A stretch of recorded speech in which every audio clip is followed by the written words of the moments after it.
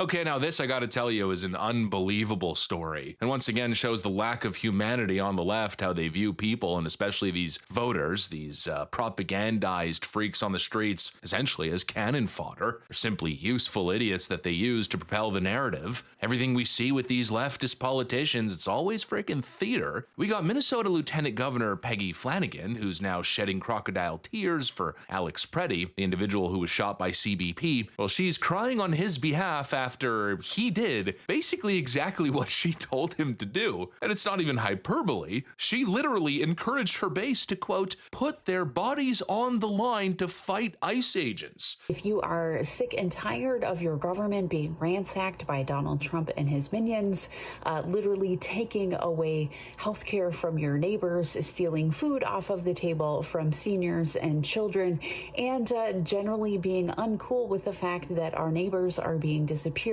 P.S. without due process, it is just called kidnapping, then show up and use your voice. Put your body on the line. Some of you may die, but it's a sacrifice I am willing to make.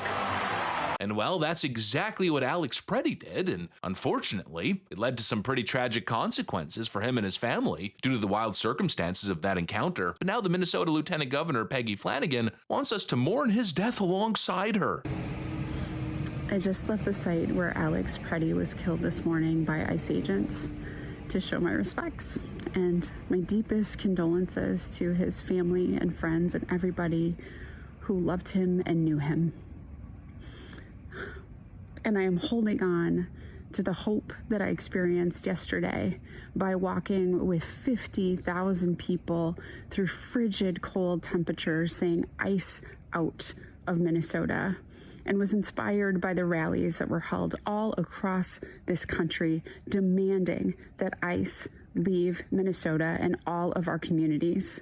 They are doing nothing but wreaking terror and chaos and havoc. Yeah, I don't know. It feels like you got blood on your hands, lady, considering he followed your advice and then won a very unfortunate, stupid prize. But of course, now she wants to clean her hands and pretend as if she had nothing to do with any of it. But, well, we're collecting the receipts, and it's a whole lot worse than you think. We're now learning that Lieutenant Governor Peggy Flanagan is one of the administrators of the Signal chat groups that have been organizing the systemic, mass-organized anti-ICE obstruction campaigns on the streets. In other words, she's one of the administrators of the rioting and terrorism that we're seeing all over Minnesota. She's the one giving the marching orders, and then I guess using the corpses to further virtue signal on social media and push the left-wing narrative. Yeah, I got a message for this absolute clown. Now's not the time for you to be hitting us with your crocodile tears. No, now's the time to frickin' resign from office. In fact, any politician involved in this stuff, any politician encouraging people to put themselves in harm's way, should never occupy public office ever again. What an absolute joke of a party.